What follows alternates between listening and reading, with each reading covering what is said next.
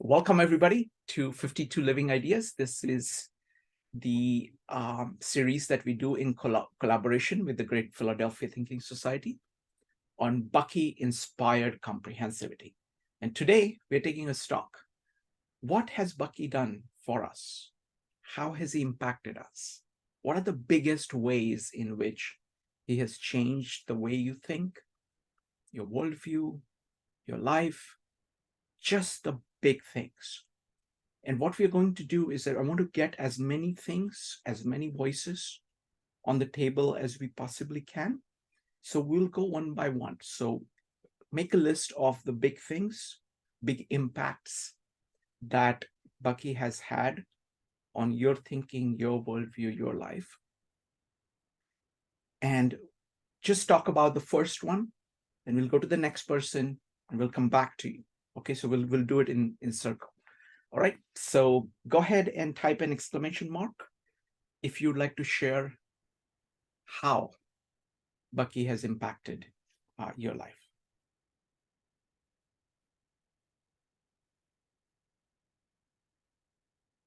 We'll start with Joe. Joe, what's your first item? As far as an idea, a specific idea, I'm going to speak to probably ephemeralization first. But I think taking a step back from that, should I continue talking, or are you just collecting the ideas? No. Just Could you? talk. Okay. Basically, what I want to focus on is how has it changed your way of thinking? Sure. If you want to put idea of ephemeralization, and maybe I'm not putting it the right way. You No. This is how Bucky has changed. So any one thing, because what has happened is that we've been looking at Bucky quite a bit. So it's likely that you will have more than one things. So just focus on, any one unit and then talk about what it has done for you. How has it changed your thinking? And then we'll go to the next one. So please take your time to talk about ephemeralization. Go ahead. So, the first thing is that Bucky actually has us thinking in terms of structures. And once we understand a structure, it could be a building, it could be an organization, it could be us as an individual. And we understand how things are related within that structure. We understand the fundamentals of that structure using principles. And that's critical because then if you're going to apply something like the idea of ephemeralization, where you're doing more with less, you actually have to know what to be able to cut back on. And you have to understand the connections between things in order to make the reductions that are actually, that are necessary to become more effective versus more efficient. So in a way, you're taking a problem and you're simplifying it. And that seems like a very straightforward concept, but it's really quite difficult to normally communicate. And why Bucky has been good at that is because he starts with the whole and understanding the structure. And so that approach has, kind of allowed me to think in terms of systems more than it has actually in terms of particulars or, very narrow ways of thinking about things and only in a very disciplined, single disciplined sense. And I can provide some, practical examples of that, but even just understanding the, when we were talking about, when Kurt would have the network of, just going to the shopping market, everything that was interrelated with that one transaction, understanding why each transaction was happening would allow you to say, well, you know what, maybe I don't need to do this. And it allows you to simplify something just like as simple as going to the store and kind of how you're, working within your own personal system. But also that holds true for things like organizations. why are you doing this in the first place? Sometimes, a lot of people are, doing something. I found, whether it be work or whatever it may be, that they're just doing it because they've always done it. They haven't really asked the question about how, why, and what's the relationship to the whole. And so from understanding those types, just thinking in terms of the whole as to why, from a more, I would say even a cosmic perspective, then you can start to say, well, maybe this doesn't need to exist. And then that's how you kind of simplify processes as well within an organization. So you can simplify things within your own personal life if you're able to, like, kind of the way you look at looking at the whole. And then that translates in how you can do that within an organization. And that also translates into how you can do that with a structure, like an actual building. What's the minimal amount that's actually needed in this building? Once you understand how to build the building, then you can actually say, well, do we really need to use this much material? How do we optimize the use of our space? That I think that and that's ephemeralization, is that how do you cut back on things, and you become more effective than more efficient. And I think that that's something that's often lost when people are, talking, because I think that that's, that's an important concept. So anyway, that's, if I had to say one particular area, I think that would be our idea. It would be ephemeralization, but I would say it's more or less a cosmic and holistic way of thinking about problems. And once you have a more cosmic approach, you can think in terms of value instead of in terms of transactional value, like just as a, kind of in terms of monetary terms or things along those lines. Thank you. Thank you, Joe. So the big thing that I'm hearing is basically starting from the whole. Starting from the whole just kind of transforms the way you look at it. It allows you to have perspective on each of the parts. It allows you to remove parts, make it more effective. Excellent. Next up is going to be Yoshimi and John, followed by Katie.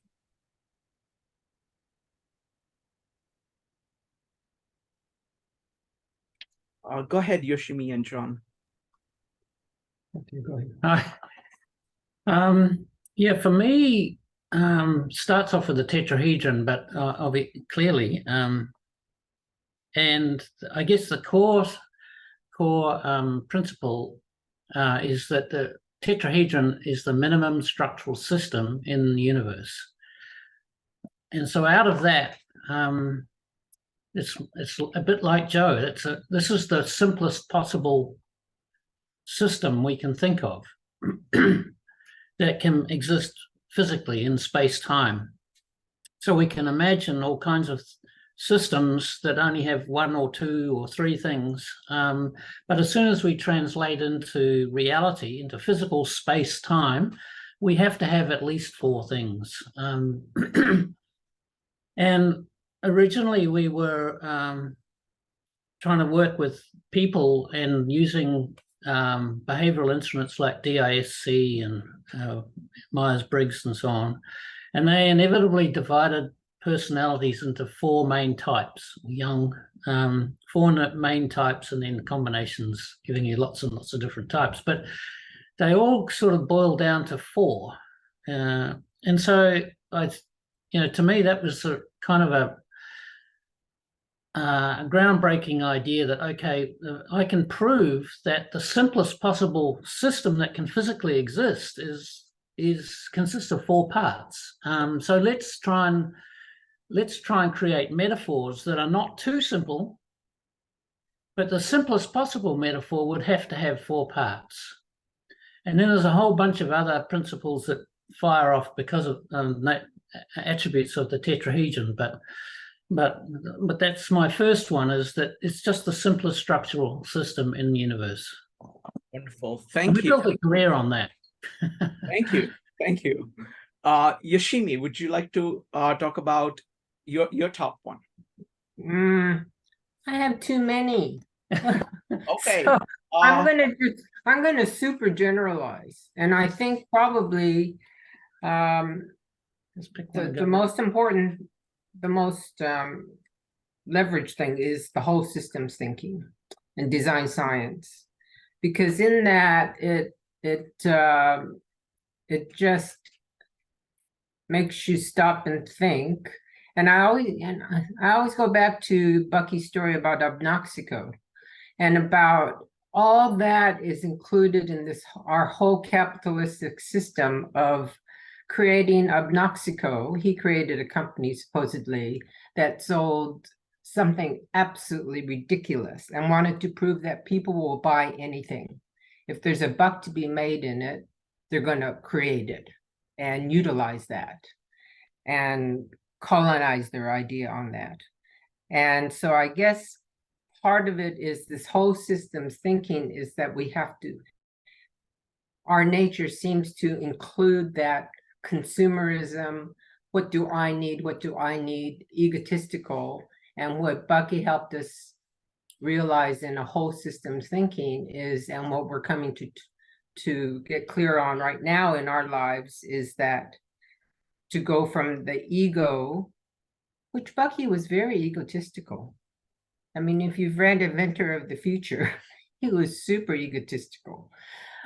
But what he did that was so charismatic and so powerful was engage. And his whole system's way of seeing the world was able to catalyze all the work that all of us are doing now. I guess that was a real muddled thing. Thank you. Our whole system. Don't worry, we're going to keep coming around, and you can keep putting exclamation mark and we'll come back to you. I'm going to give priority to people who have not spoken before, because I want to get as much on the table as possible. So again, the tetrahedron as the minimal system, and then whole systems thinking. Excellent. Next up is going to be Katie, followed by Maritza. Katie, what's your number one? Yeah, well, I think I'm still inclined to be an expert, but and be kind of specialized in one thing. I'm sorry, I can't rid myself of it. But the systems thinking really does, it gets me energized.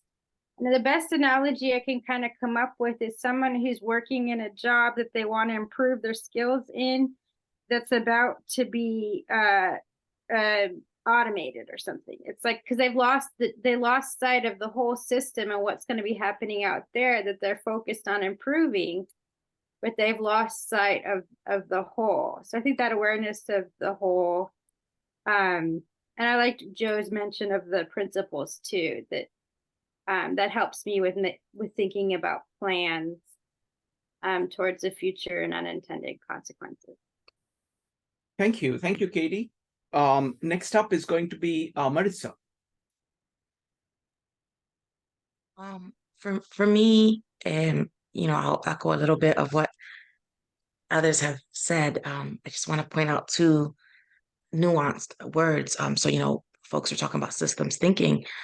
For me, sure, Bucky speaks of systems thinking, but it was the call to comprehensive thinking that struck me. And that was my introduction to, Bucky, was with this concept of comprehensive. And that's kind of what, that was my starting point for delving deeper into anything of his. And it's kind of what speaks to me most. That in tandem with his view on, the embracing of community and of the idea of, everything you touch touches something else, and Joe brought that up when he was speaking of ephemeralization, but, when the call to comprehensive thinking, comprehensive action, comprehensive design, it's something that for me I have been working to implement in my day to day. And so I would attribute that to him as maybe the thing that had the most impact to me. And I had one more, but I don't know. Should I? We'll come back. We'll come back. Okay. We'll All right. more things on the table. So you have comprehensivity. Clearly that's been a big theme for us.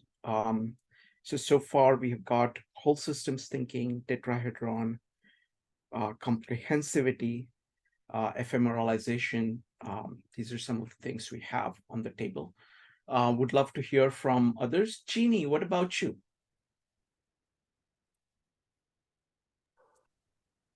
Well, I have to echo the comprehensivism because that began to have a big impact on me. And since John had his model, I have to put my model up. This is more like a dodecahedron, but they're very important because they're breathable. It's a breathable hedron. So I had a lot of resistance to comprehensivism because of growing up in an age where they had this saying, jack of all trades, master of none. So if you try to push yourself too far, people would criticize that. And you weren't supposed to speak unless you were very, very educated on that particular topic.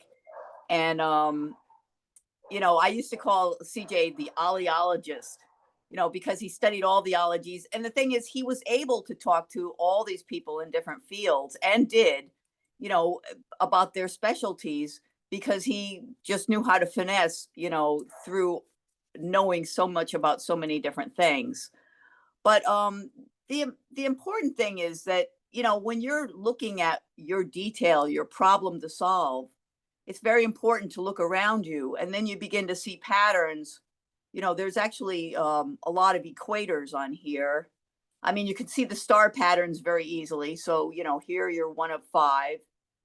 In this situation, you're surrounded by, 4 different possibilities. So I guess model thinking comes into it in terms of beginning to think in terms of, how your problem relates to other things around. And since you have a breathable, polyhedra here, you can actually, see how that something on this side is actually related to something way, way on this other side. So by being comprehensive, you begin to, and the important thing is, it's not just what you know from your own experience. He says from experience, but it's the experiences of humanity. So you're taking all the different traditions of other people and all the different knowledges that other people have gathered and trying to apply that to your problem rather than just trying to focus in all the time. And another thing that really irritated me was, you're supposed to start with the universe. And I'm like, oh, please, I need to get to this. I can't be starting, with the universe. But the one thing that, starting with the universe makes your problem seem very small. And it puts you in a place where you're more, in some ways, more experimental, because you know that you're not able to, dictate what the whole universe is going to be doing. So, maybe what you do doesn't matter at all. But on the other hand, it's certainly not so important that it should, cause you, stress and harm. It's all these things have to be put into perspective. And I think that's what starting with the universe really helps. The other thing about comprehensivism, and this is something that I don't think Bucky really stressed as much as, my generation was really, the rugged individual and, do it and become famous and, all this, the individual was really so important. But in the future, we're going to see collaboration and people working together. And so when you start getting collaboration, mixed with comprehensivism, you see it's not that hard, because you can have people who are specialists in all these different areas who are working together. You can start to have, you know, countries working together, different governments working together, different religions working together. You can start to really begin to, you know, we will be able to solve the problems if we get enough energy on it from different aspects. So that's why I think comprehensivism, it was CJ's, you know, favorite, and he focused on it. So at first I really resisted, but I do think it's actually very important. Wonderful. Thank you. Thank you, Jeannie. I'm going to put 2 points here, because comprehensivism, you know, Maritza has already added, and it's great addition. And you guys, you know, feel free to emphasize any point that you want to emphasize, because we're trying to round out of, you know, what is the impact of Bucky. This one thing that you talked about was collaboration. And Maritza also talked a little bit about that, of the importance of collaboration, which is also connected with comprehensivity, because you're opening yourself to views of other people. And that's a crucial part of comprehensivity, and you can't do that without collaboration. So I think collaboration is one. And the second one, which actually would be the first thing that I would also like to put on the table, is the use of the models, you know, 3D models. As such, because I have been using models a lot, but I was using them mostly 2D. And thanks to Bucky and everything that we've learned, thanks particularly to Stroopy, you know, I was kind of moved into just using 3D models of all kinds. And what that does is that it just adds the interactivity. It increases the interactivity of elements. So those things I would put on the table. So the 3D models and collaboration. All right. So then we had comprehensivity, whole systems, tetrahedrons, ephemeralization, collaboration, and 3D models.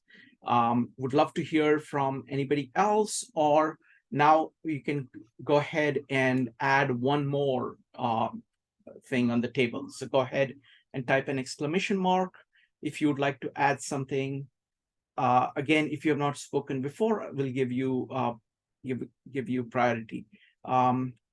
John and Yoshimi had unmuted, so you guys can go ahead. Yeah, building on the collaboration and you know, using models is carrying on from here. That the key thing about this, especially when we're talking about behavior, most of the behavioral models we're using opposite attributes. You had to be either this or that, and you couldn't be both, kind of thing. And you had to choose between this or that. And I really didn't like that, because I felt, you know, everybody's always a little bit one way or a little bit the other way, or sometimes both. How you know, I was just always uncomfortable with that way of trying to distinguish people. So when we came up with this tetrahedron, I could see, well, wait a minute, there are no opposites, no opposite faces on this.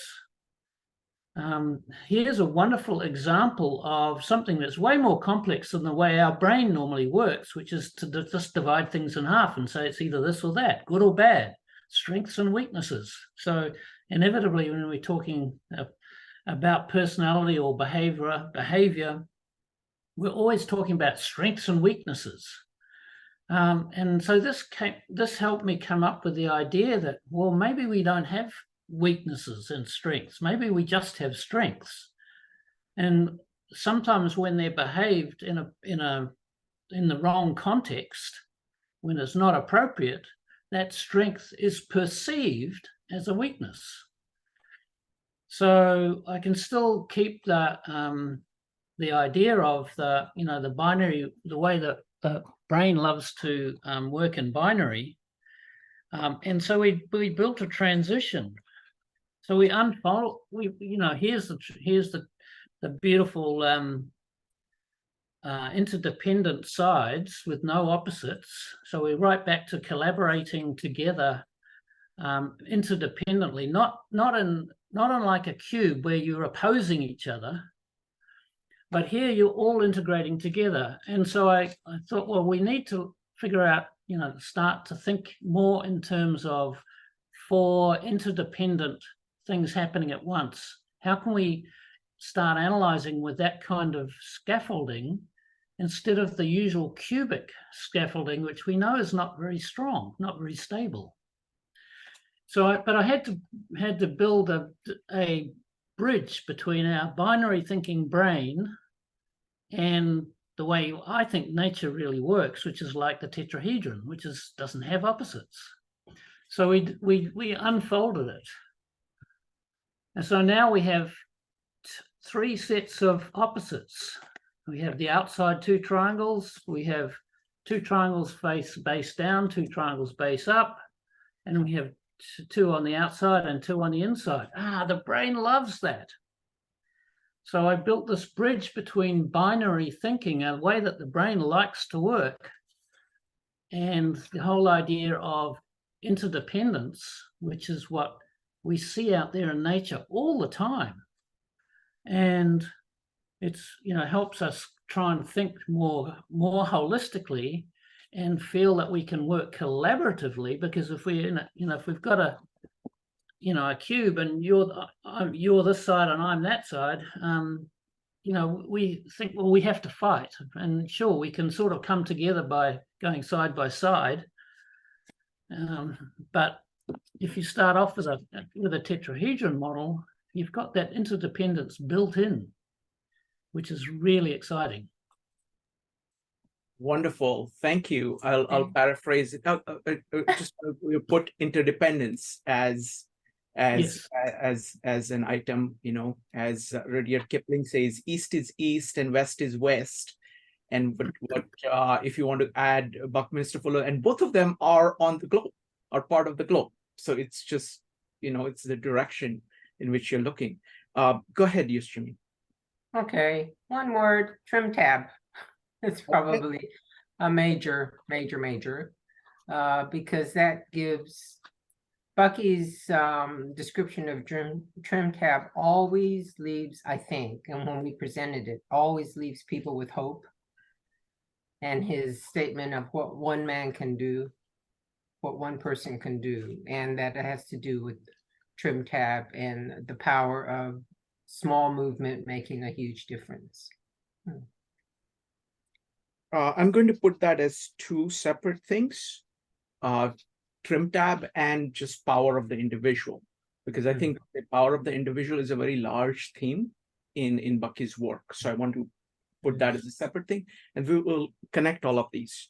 Next up is going to be Joe, followed by Maritza. Folks, go ahead and type an exclamation mark to put down what have you learned from Bucky that has really transformed your way of thinking, way of living, your worldview. Joe. Trim tab is somewhere where that was actually going to be as well. That was where I was going to go with that. And the reason why I think it's such an important concept is that yes, one small action can actually have profound impact, and you can kind of try and even figure out what that impact would be. But I think it's also important to stress, again, you have to understand the system as the whole if you're going to make a trim tab change. And that's where you have, you become macro comprehensive, micro incisive. You can't make, a lot of times people come in and say they're just going to change something or, just add something on, but you have to actually understand how, and that's the interconnections that you see, that then you can make the change. And that's why I think with the trim tab is that it kind of captures 2 concepts, not unlike ephemeralization. It's this idea of starting with the whole and kind of going from there, and then understanding everything about the structure itself. And there's something much deeper overall that's being captured here. This is geometry of thought. These are how shapes are in the world and how they work together. And I think that that's a much, that's what Buckminster Fuller is all about. Then you think about things like the jitterbug and how they, that's can be understanding like how that folds into, a triangle. I mean, it's quite remarkable.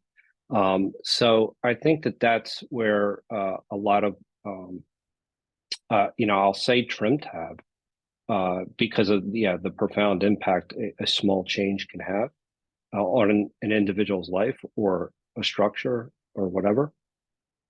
But it has, qualified with the idea of maybe, macro comprehensive, micro incisive kind of holistic thinking. Wonderful. Thank you. And folks, you are welcome when it's your turn. You can go ahead and champion one of the ideas that another person has put on the table. Because, like, for example, as Joe did for trim tab, but I want to put two other ideas that Joe brought up. I mean, one is that his approach to geometry, it is a radically different approach to geometry. It is completely different from the Euclidean geometry, building things up from observation of nature. And that permeates all his thought. And then macro comprehensive and micro incisive. I'm going to separate that out for now, so we can focus on that. I can make one quick addition to that. Yes, go ahead. It's just spherical thinking as well, because you're looking at a problem from multiple angles, and that's where you also is critical if you're going to have a trim tab, because you have to look at the problem from multiple angles to know where you're going to have the maximum impact. Sure. Thank you. Next up is going to be Flory. Flory, go ahead. I first got fascinated by Buckminster Fuller at the 1964 World's Fair, the geodesic dome.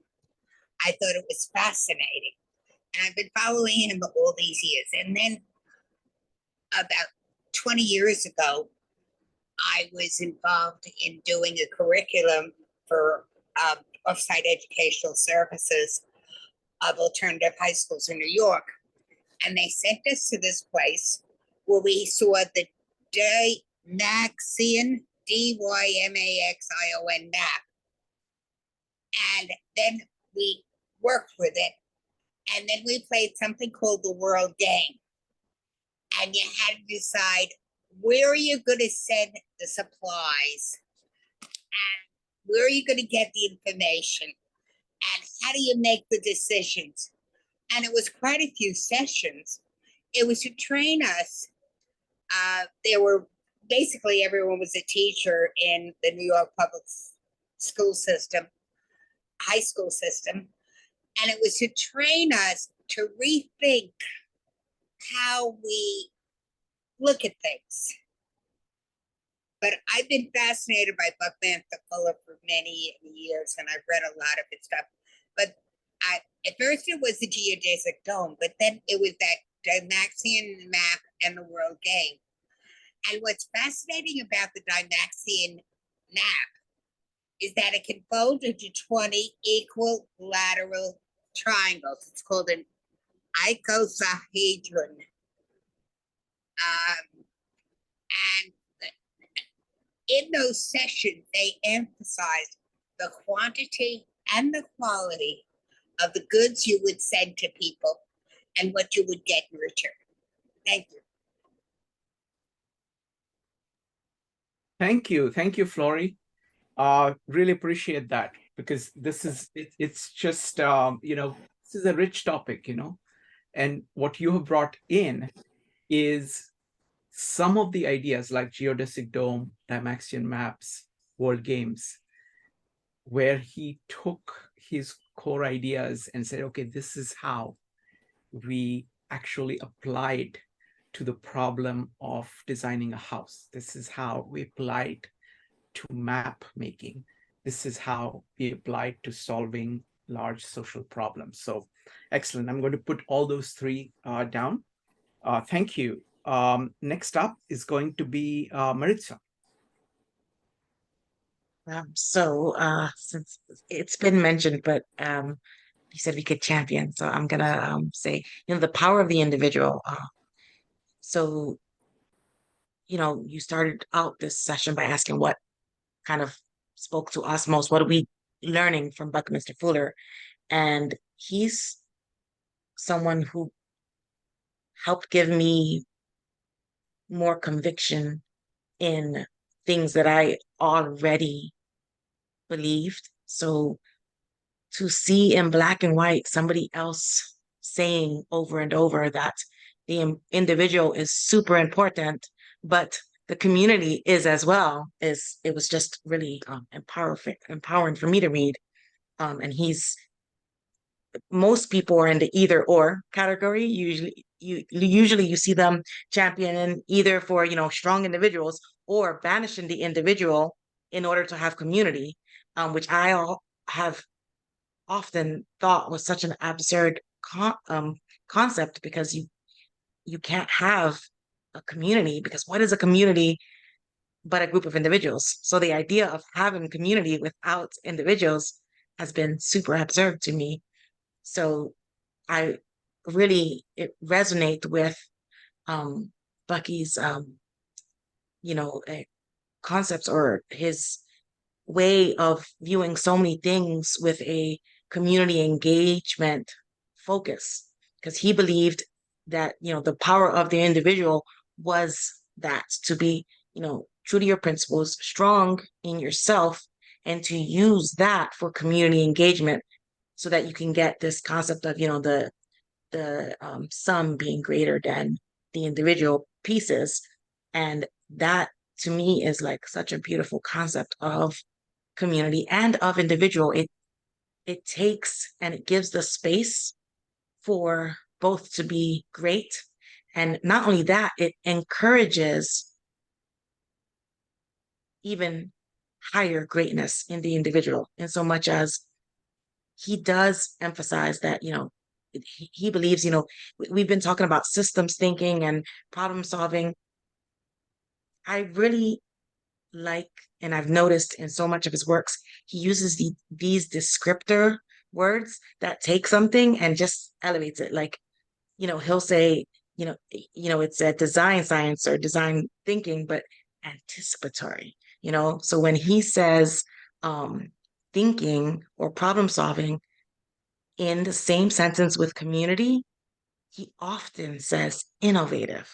And to me, that's just the key. And it gives space for what you don't see, or I haven't seen often, and I go looking for it, right? I don't often see space for someone putting community and community engagement on so high a pedestal without feeling the need to knock the individual down. And I think that is such an important message. And so that's something I get out of it, and something that I point to him now. If somebody says that I sound like a crazy person and nobody else would think this way, but no, wait, someone else does think this way.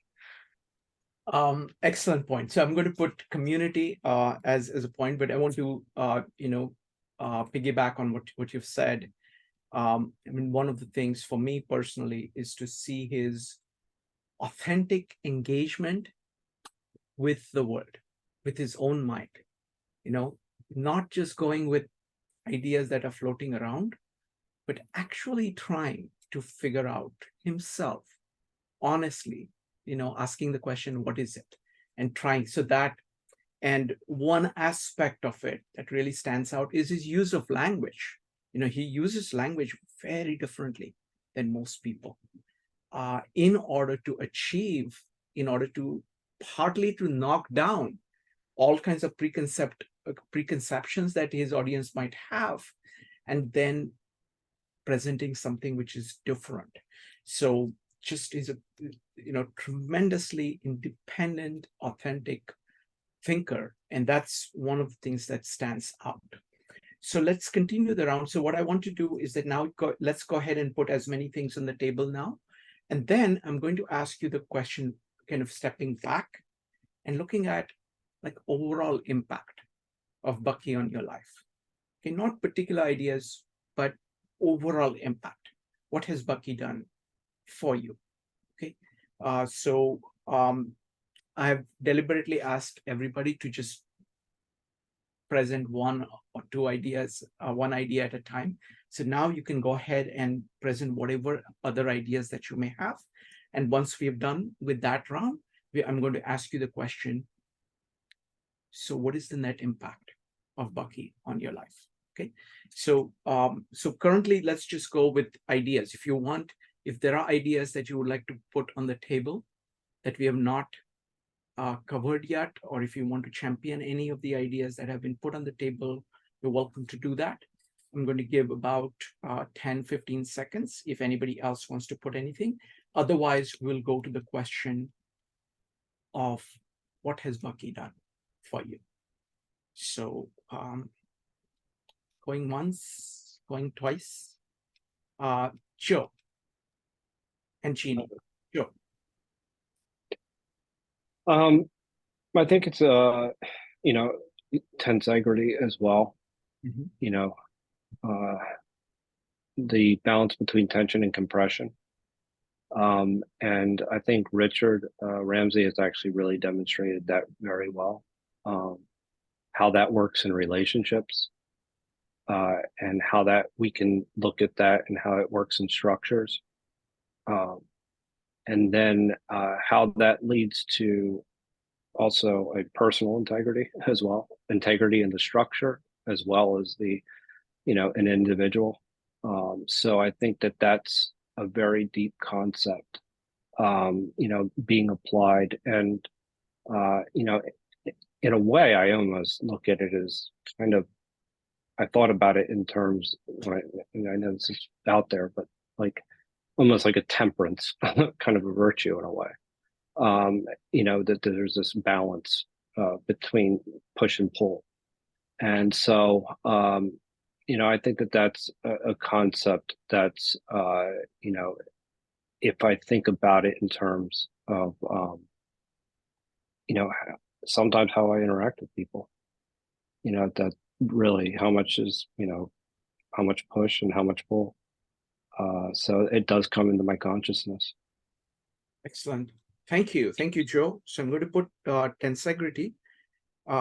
Let's go with Jeannie, followed by Yoshimi and John. Jeannie. I wanted to bring up the word abundance, and I think it's not well understood. I've been reading this book. It's Stephen Sidon, I think, and it's a bunch of people have been asked to write essays on various quotes of Bucky's that they particularly liked. So it's got a lot of different people's opinions in here. But it's surprising here. The subtitle is Buckminster Fuller's Vision of Hope and Abundance for All. And so I thought, well, this is someplace to look for the word abundance. And I looked, and it's mainly used in a manner that, stop being selfish because there's enough to go around for everybody. And, this is a good mindset to have, that you don't want to hoard or, overdo on your selfish activities because there is enough. And, that's a good thing, I think. But when Bucky was born, there were 1.5 billion people. When he wrote Spaceship Earth, there were 3 billion. When he wrote Critical Path, there were 4.5 billion, and presently 8. And I think if Bucky were here, at the time, he would say, get out, either all hands on deck. I know he did say that, but, or, get out a lot of trim tabs because we really need help. This is not going well. And I don't mean to pick on population, but it's just that we count our population much better than we count our deforestation, our, lack of fish in the ocean, are, even climate change, the temperatures, it's very hard to visualize what's exactly happening. So population, although, people feel picked on, I want to have my baby, it's a good measure of what's going on in the world. And it's burning too hot. We're using up a lot of energy and we're not leaving it for the future. So I would like to see abundance used in a way, adequate abundance. And this would mean, in the case of nature, I mean, look at an oak tree. It may put down 1 million acorns and only one sprouts. There is abundance in nature, but it's a generalized principle. Nature requires abundance. It has to have abundance. And this is the idea of abundance, not that there is just way so much, that we have to make sure that nature has the abundance that it needs and that we have the abundance that we need to live on the earth. And so on the other side of this, I'd say adequate, so it's a scale. So abundance isn't like something way out there. It's something that's moving on the scale. And on the other side of that scale is, what's enough for us? How can we get by on this earth? Does everybody need to take 50 cruises? Does everybody need to, climb the mountains or whatever? How much can we get by with personally, and it's enough for us, and that we're happy and satisfied? Because we can live in abundance, but if all we require is more and more stuff, and people having, you read about these people with their divorce settlements, it's way out there. Nobody needs that much money.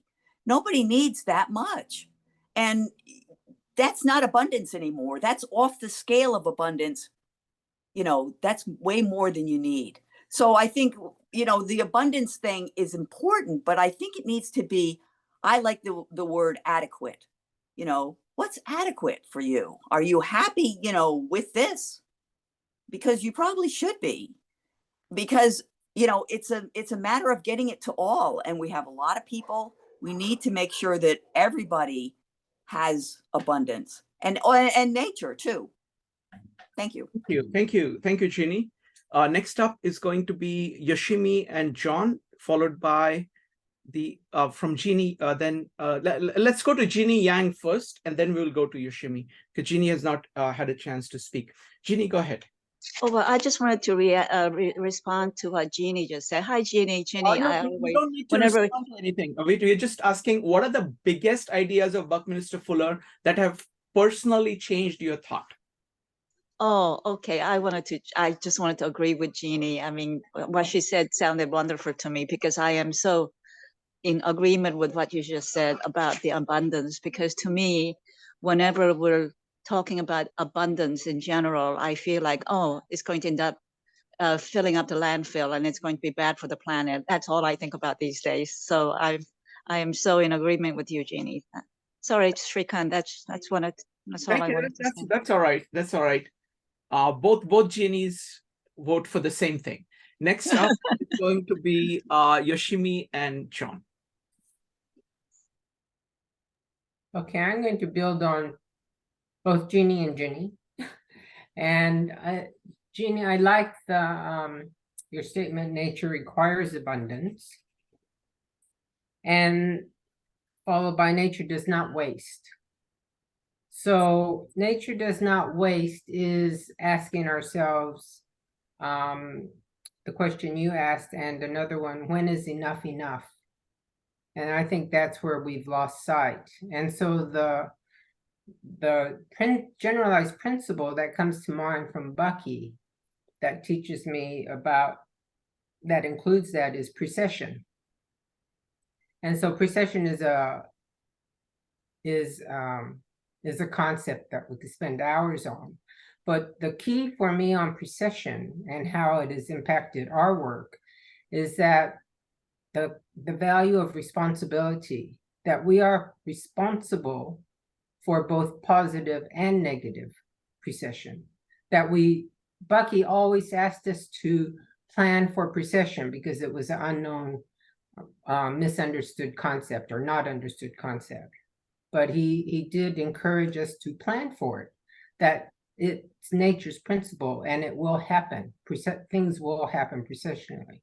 So we focus on positive precession, but that does not lessen our responsibility for the negative precession, which we are all suffering from now. So precession is an important principle. Thank you. John, would you like to put any last things on the table? Yeah, lots, but one main thing, and that is synergy, but specifically 1 + 1 = 4. Because when we were working with groups of people, you know, and we were using earth, air, water, fire as helping to understand how we're different. And of course, the objective was for a team to be as strong as a tetrahedron. So we used to do exercises where we give them tetrahedrons and we say, okay, it's a prize for who can get to the ceiling or who can put the heaviest weight on these tetrahedrons, just to demonstrate how strong they were. And then the idea of one triangle plus one triangle equals 4 triangles was how he defined synergy. And to me, you know, that this is an example of synergy. So when you're having all these different elements working together collaboratively, or I would say interdependently, then you can get synergy. Now, the one key thing that we've realized recently, and Bucky did it in his diagram with the triangles, you know, flipping, opening up, and you had to have a left-hand triangle and a right-hand triangle fitting together. And to me, I realized, that means that diversity is a requirement for synergy. And obviously interdependence is as well. If you don't work together, then you're never going to get synergy. I mean, interdependence is intuitively obvious. We need interdependence if we want to together get synergy. But the whole idea of diversity being an absolute requirement means that, okay, my strength may be here. I've got to find somebody with a different strength. And so that really helped build the idea of, okay, if we're going to work collaboratively, we have to value the differences. We have to value the diversity. And of course, you know, globally, we're talking about biodiversity. We need to try and retain the biodiversity, because if we lose the biodiversity, we're going to lose synergy, and that's losing 1 + 1 = 4, which is losing ephemeralization. We're going to start being simpler and simpler and less sophisticated. So it's a real premium for us as a population to start A, valuing diversity, and then B, collaborating or working interdependently. And the problem is we don't know what the synergy will be. And we're so used to imagining what our future will be. And we have to let go of that, work interdependently, and hope that synergy happens, and then hope for positive precession, and then, of course, cope with the negative precessions as well. Wonderful. Thank you. Thank you. Synergy. 1 + 1 = 4. Yes. Synergy, 1 + 1 = 4.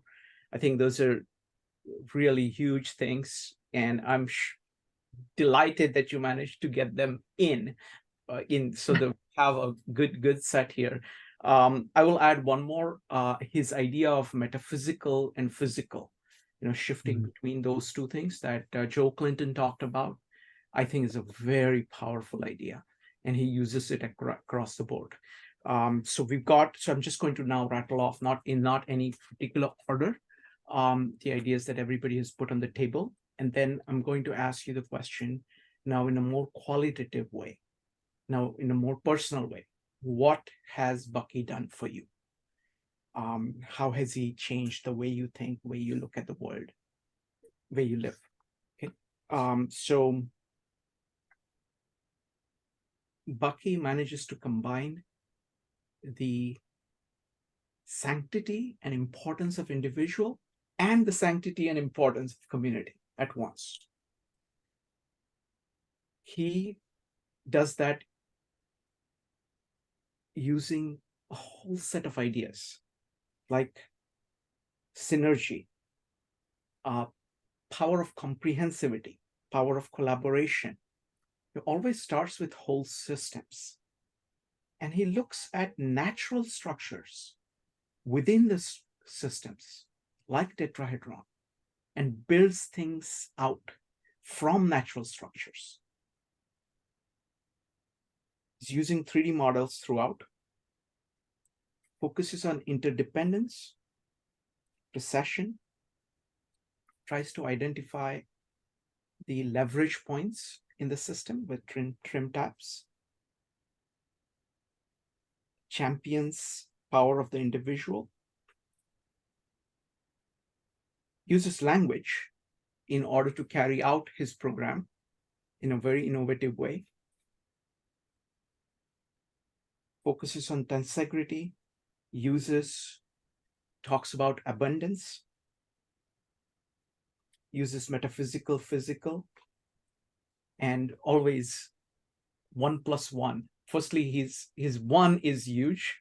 He says, look, you try to commune directly with the universe and try to come up with your one. And then on the top of that, you do 1 + 1 = 4. So that's just listing everything that people have put on the table. Now, I would like to ask you a more personal question of how has encounter with Buckminster Fuller changed you? You can take, 2 to 4 minutes to talk about that. Go ahead and type an exclamation mark. We'll start with Katie.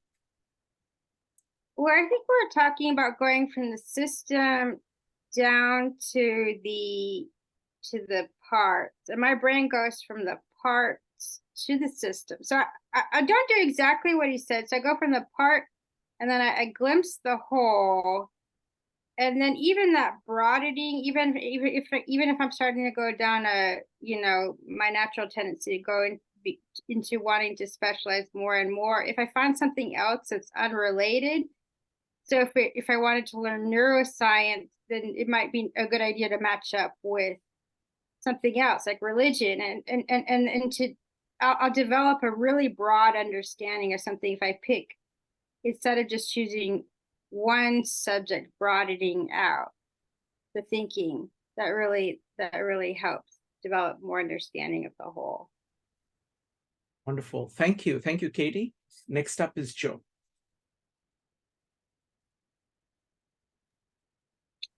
So there are two things.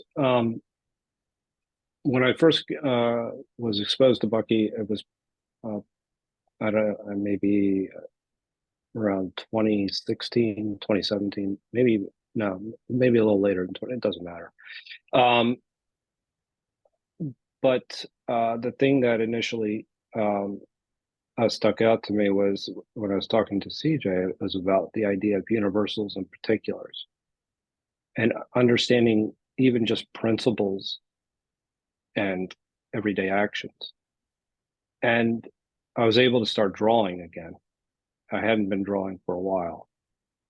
And when you start putting those ideas down on paper, so many different things open up in your mind. And so, and one example is that, even to the degree where, with Stoic principles, drawing the virtues themselves and seeing how the edges of them actually related to one another, the unity of virtues. I really got that when I started to understand by drawing them out with Bucky. It was the edges that actually, the connections between these virtues that really make it what it is, and all the other things that fall underneath there. And so, and once you understand those, then you really do, you have a way of inquiring with yourself. You know, at the, you know, you're asking yourself specific questions. You know, did you act justly? You know, was this a just interaction? Those types of questions. But understanding the relationships between the virtues came from Bucky. And there's another important part that exists here, is that there's always a part that's unseen.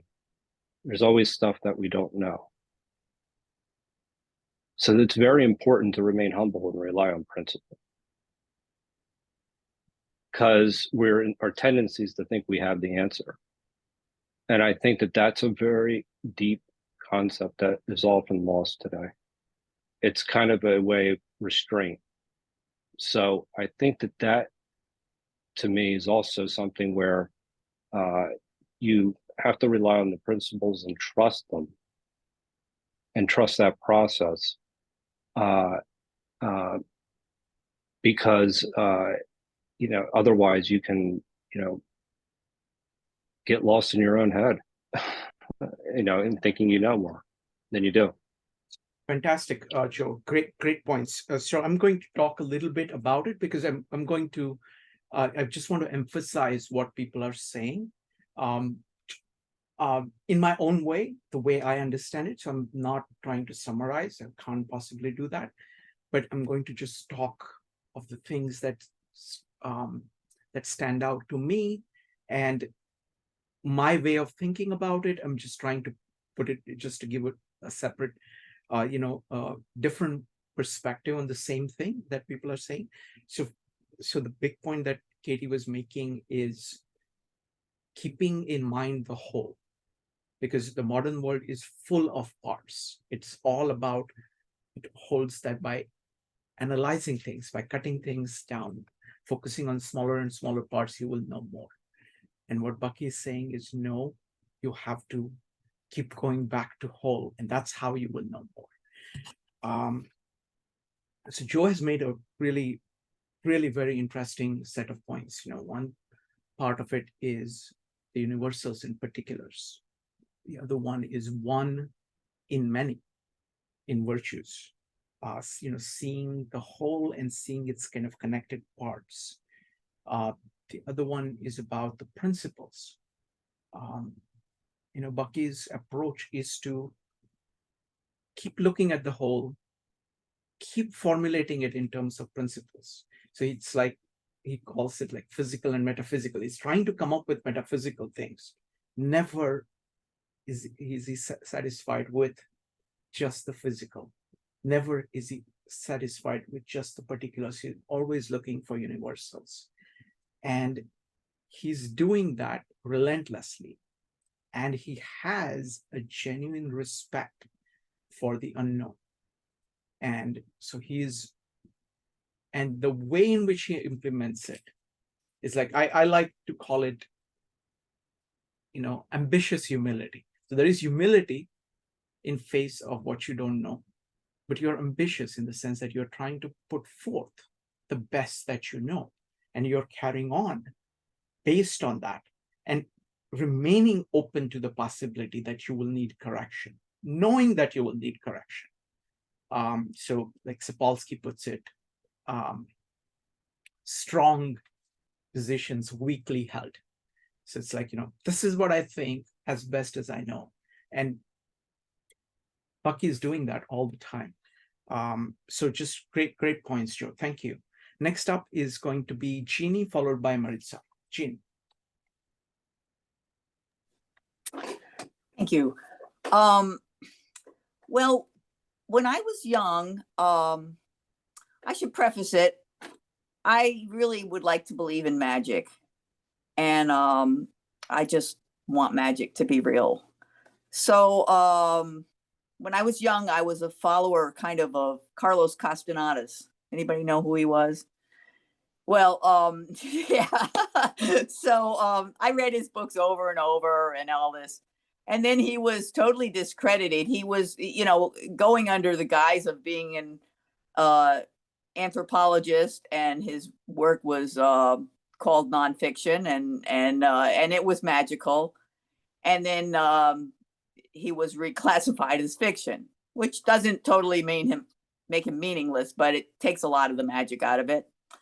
Then I was always thinking about the 100th monkey, because there was this principle where when you get enough people, doing something and going together, then there's going to be a world change. We just need to get a crucial, critical mass of people riding their bikes, and then everybody's going to start riding bikes.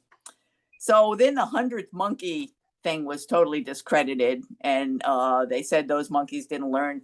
The idea was that they spontaneously all learned how to wash their yams or something, and then they disproved that, and so a lot of the magic went out. But there was this thing with Bucky Fuller, synergy, that the whole is more than the parts, and that somehow, if we could all get together, that we would create something that was bigger than we might imagine.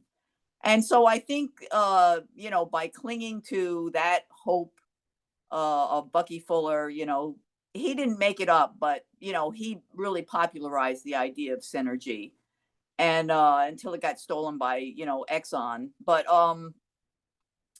the idea that there could be some magic in the world that, if we work hard, we're going to be able to make it happen. So that's he's really my last hope. Thank you, Jeannie. I'm hearing two things here. One is hope. Okay, hope is actually a very big commodity, of saying, look, something is possible. And also he's saying that he's a very optimistic guy. Okay, so that's one part of it. The second part of it is that hope that he has is grounded on certain principles. This synergy is a principle, and you can actually see it in life in various scales. You can see it. So it is like a grounded hope. There is, he has grounding for that hope, and that hope is based on how the world actually works. Now, part of the synergy is that you do not know when you have the critical mass for something to happen. So there is, in terms of being able to predict things of when, there is a lot of unknowns there. Okay, but the direction that you can produce something that 1 + 1 can be 4, which is magic. So thank you for bringing this up. Next up is Maritza, followed by Yoshimi. Maritza. Yeah, so for me, as I've been studying and getting more into philosophy and different works, I've used the word, and I apply the word to several of Buckminster Fuller's concepts. It's empowerment, self-empowerment. That's what I get out of it. I have had these thoughts, just kind of going in my mind with very, very lack of very low, not conviction, but confidence in voicing them. And if anyone said anything about, how foolish they were, or how this, that, or the third, I had not yet found my voice to defend my position. And among a few others, Buckminster Fuller's works are something that helps me find that voice. There's just something really empowering to see in black and white some concepts that you yourself hold. And it's the idea that other people have pondered this way before, and there are paths forward. And he had so many words and so many thoughts that it also helps to see it from a couple different perspectives, and to kind of engender new thinking and reinforcing some other things that I did think. Thank you. I love the point about empowerment, and I want to connect it to what you and others have said about it. He has a particular brand of self-empowerment, which is very different from most brands, most approaches to self-empowerment. He is saying that an individual has tremendous power because not only he can interface with the universe and try to understand it, but he can collaborate comprehensively with all other individuals to do that. So that self-empowerment, his vision of self-empowerment, includes integrally within it collaboration and comprehensivity. And comprehensivity and collaboration are tied at the hip, because you can only do so much. You can do a lot, but you can only do so much. Now, when you start comprehensively collaborating with people, with your mind being open, see, there are so many of his ideas come together in this idea of self-empowerment. Because what he's saying is that with comprehensivity, you don't need to restrict yourself to just one thing. You can be curious about everything. So that's one thing. At the same time, he has the humility and honesty to say, I know this, I don't know this. I know this up to a point. Beyond this, I don't know it. So that's one thing. Secondly, his brand of self-empowerment is not egotistical. He's not trying to say, I know better than you. Actually, exactly opposite. He's saying, if you know something, oh, I will learn from you. If I know something, oh, I will teach you. So his brand of self-empowerment is fully integrated with cooperation, collaboration, synergy with everybody else.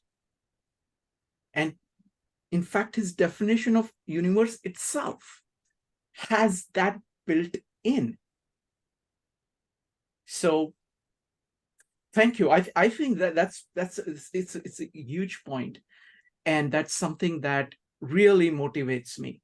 Maritza, would you like to say just one more thing? I just want to point out that what you're describing is the human version, or the human, it's like an example using humans to kind of test solve for 1 + 1 = 4. Yes, exactly. Because what happens is that, 1 + 1 = 2 is like a linear process. Whereas we actually live in networks. We are networks. Or, we have all these, 100 billion neurons. And what we are producing is actually based on this massive network. And we are networked with other people. And the way in which networks work, the network effects, that dynamic is different than taking a rock and putting a rock and saying how many are there. When you put two networks together, the result of it is much more than an addition. Because what is it? It is an integration. It's not an addition. It's an integration. So it is able to do more, much more than what either of them can do, because they balance off each other's weaknesses. They fit in together so that the structure of them together is able to do far, far more than simply this plus that. Thank you, Maritza. Fantastic point. John and Yoshimi.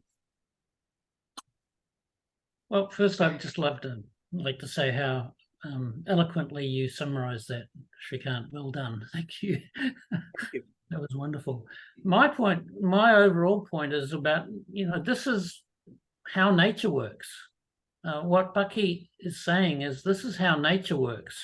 So this is how nature works. And so often we think, and I'm just looking around for a box, and look at this box, it's squashed. This is the way we think our lives work in terms of boxes, cubes and rectangles and things, and they're not very strong. They don't hold up at all. There's all kinds of mistakes we make when we start thinking that life out there consists of opposites. It just doesn't hold up. But this is the way nature works, and it requires a different way of thinking because there are no opposites. Wonderful. Thank you. That is, again, a very large theme in Bucky, that he's continuously drawing inspiration from nature, understanding what the nature is doing. And he's saying, us human beings are part of nature. And he's learning all of that.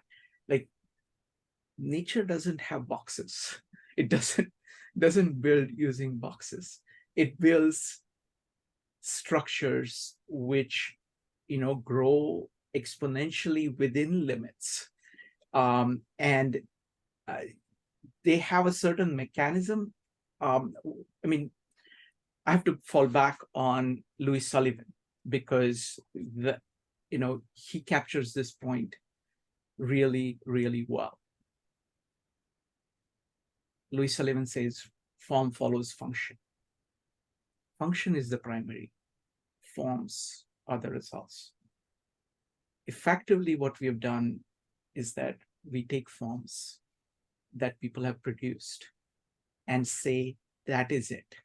And the moment you do that, functions begin to die because functions require that they keep on transforming forms to let them live.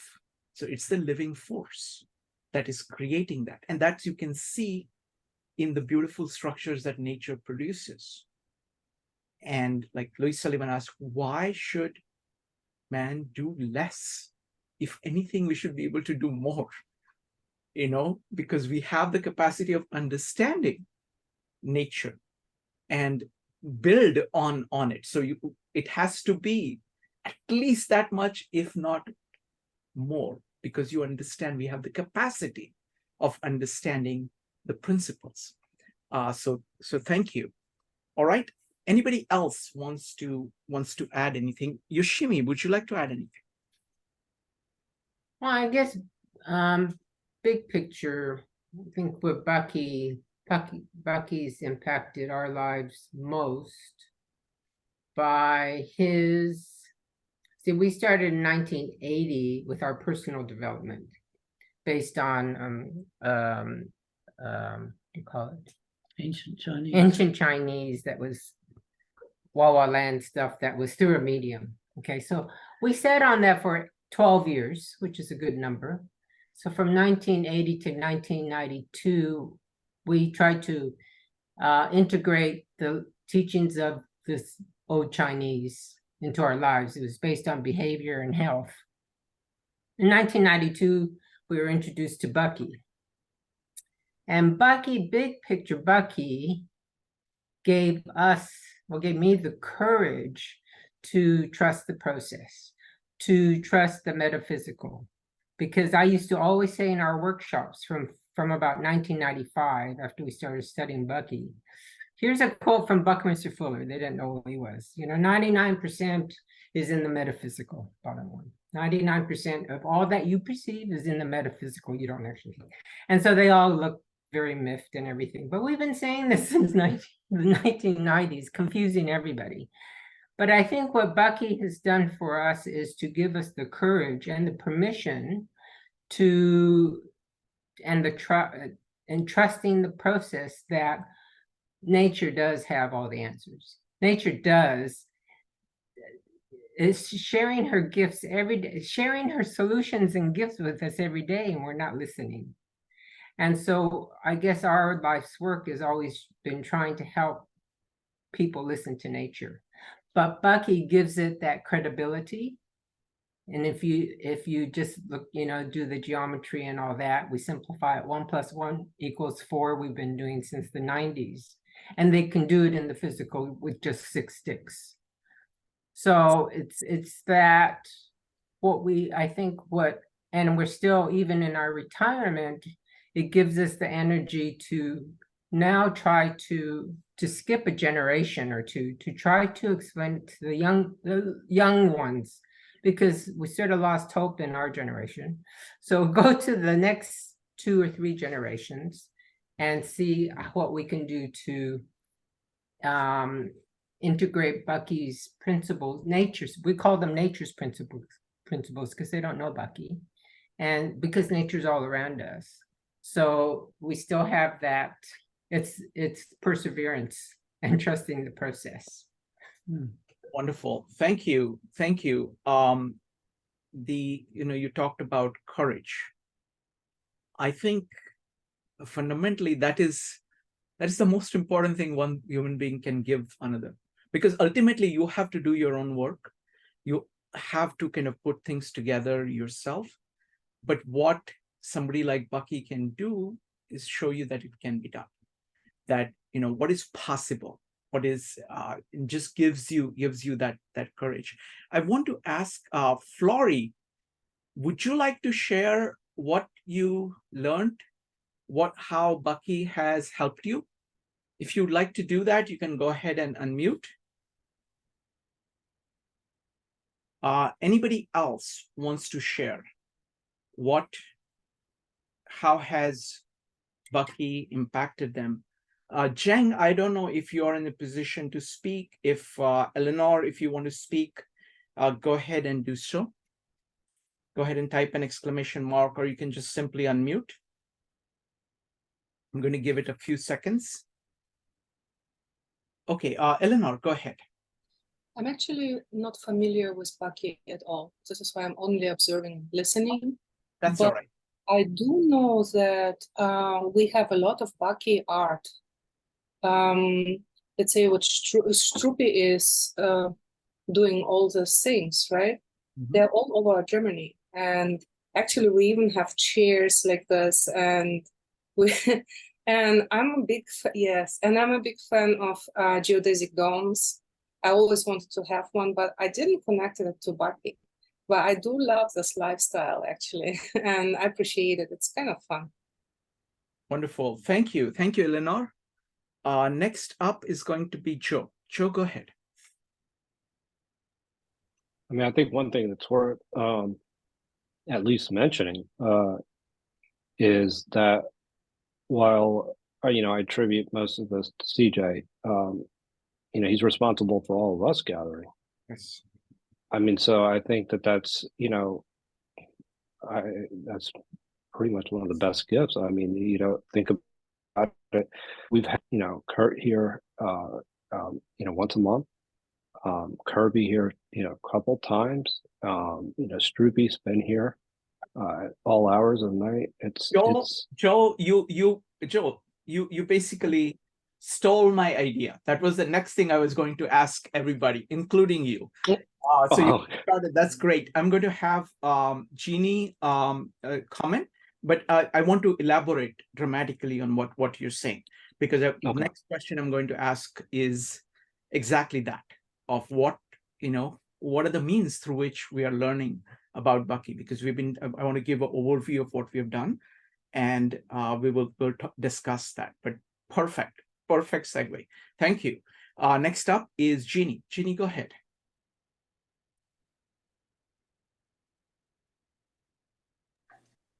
I don't think this discussion would be complete without the mention of Spaceship Earth. And that concept is one that I think has really percolated through our society. Many people who don't know the name Bucky Fuller still think of the concept Spaceship Earth. And it's an excellent idea that kind of gets the idea of, you know, the global, well, that we're in control, you know, that it's a global situation, that, you know, we're all in this together, we're all in one big boat, and ship in this case.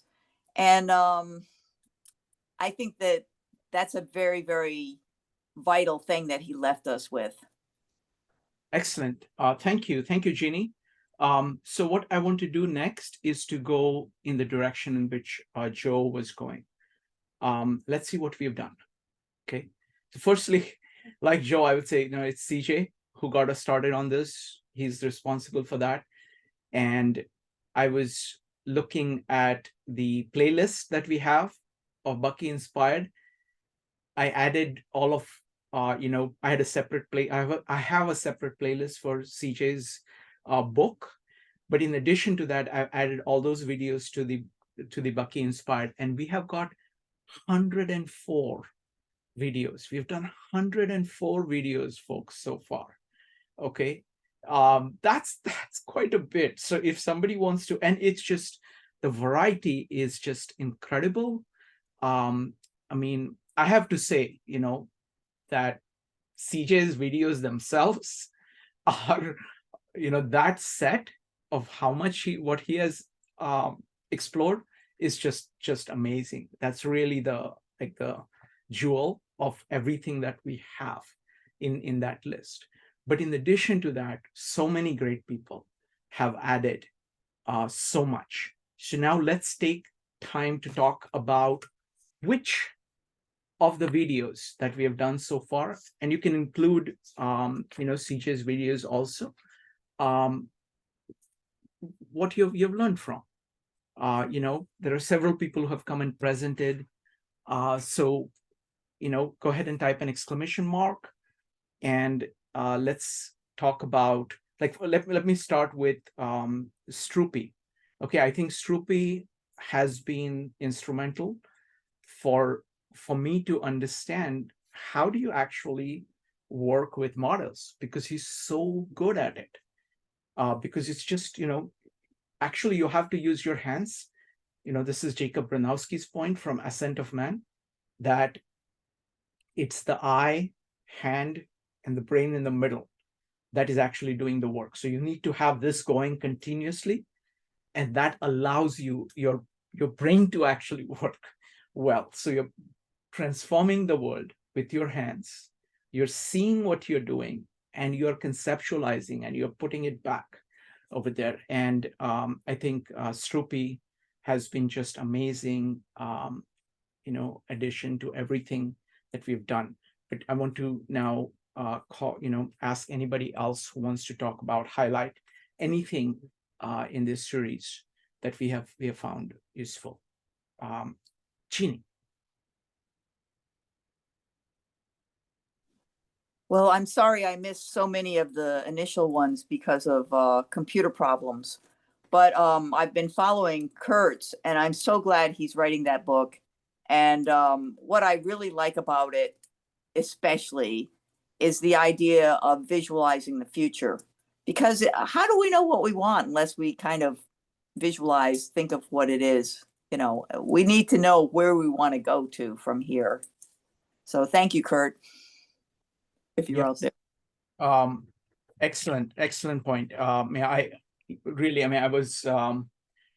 was glad he agreed to do that. So he's basically writing the book, and I know from my experience in the past is that gives a very good feedback loop. Firstly, it gives motivation for you to keep writing chapters, and then you talk about it, you listen to the questions, and you use it to make it better. So I think the book is going to get out earlier, and the book is going to be better because the feedback, some amount of feedback, is built in to it. And I really like what he's doing, because he's giving an overview, and especially what you said about kind of visualizing the future is very, very good. I'm really impressed with the way in which he uses diagrams in order to present everything. You know, he really has a very, very good ability to present complex things using diagrams.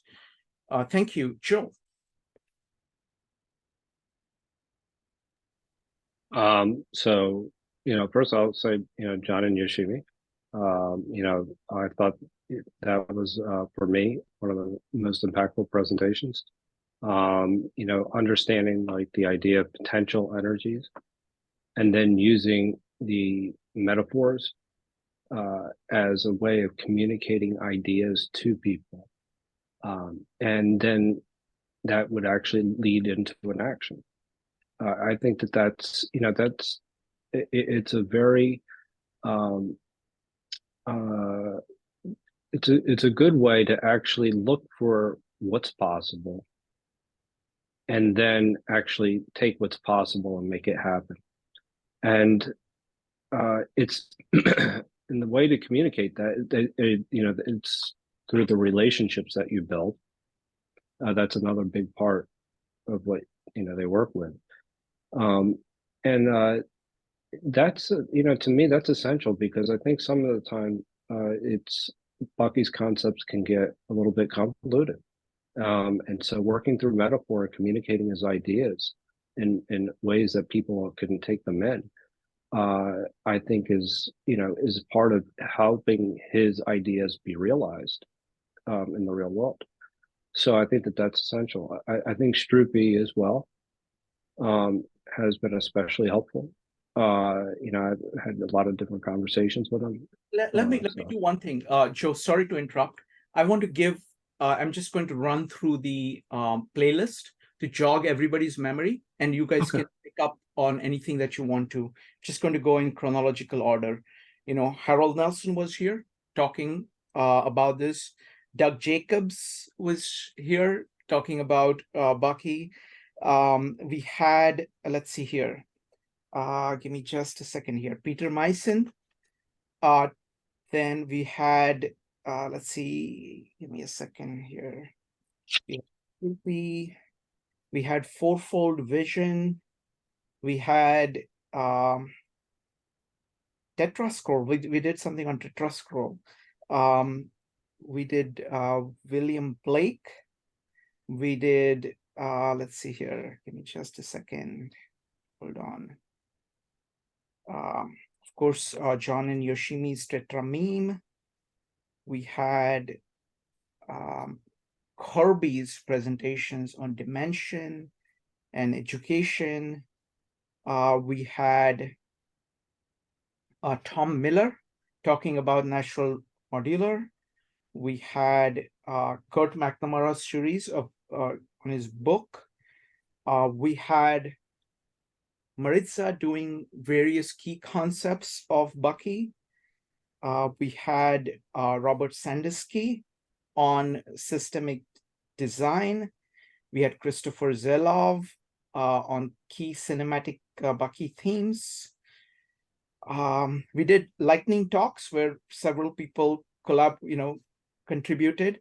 Richard Ramsey on social tensegrity. We had, let's see here, Casey House on Synergetic University project. Synergetics in Schools by Kirby. We had Rupali Sharma talking about Maria Montessori and Buckminster Fuller. We had Joe Clinton talked about metaphysical and physical, as well as Jitterbug transformations. Let's see here. We had Don Brittle talking about tometry. Let's see. We had Stefan Bao talking about his model for integrated living. We had, let's see here, these are all added recently. So these are some of the ones. I'm sure I'm missing a few. But go ahead, Joe. No, I mean, and it would be, I'm glad you did that, because everybody here has given a fantastic presentation, and actually I've always taken something away. I mean, Christopher Zella, I've had a lot of conversations, and his mind and his cinematic way of approaching it and telling stories between he and Doug Jacobs. I thought that was a very interesting two presentations where Doug was actually presenting from a how it would work with Greek plays. I mean, so how these concepts work with in the theater, and coupling that with the idea of how media works and cinematic features work. I mean, these are very we're very generous individuals to come and share their time. Kirby, I really liked it, his Martian math approach. I mean, that really kind of stuck with me because, I remember seeing Richard Feynman in a video saying, that the standard is, can you explain this idea to a Martian? And it was the same thing that actually, and I sent it to Kirby, actually. I said, you have to see this. Because he's saying the same thing that you're saying is, yeah, I mean, and just seeing how he gives kids problems and allows them to solve it, and that exploration, it's very invigorating. It really is. It's and it's also something that even as adults we can kind of think of. It's unfortunately we're not in this class, but at the same time, it's really, that is a standard, to be able to explain it to somebody that has no idea about it. So I think that these and the ability for the speakers to go, from a very macro perspective to a very micro perspective, multiple perspectives. That's CJ's, and that was absolutely one of the one of the most important ones. Mystique is another, and I would say the whole shebang with Jan's actually was a really important one as well. Actually, that had come up in another discussion that I was just in a few days ago, and so those are just three of those essays that really stuck out with me, and I know I'm leaving things out, but I would say but I'll let other people speak and we can come back. I mean, people will understand because it's so many things. I just want people to hit a few.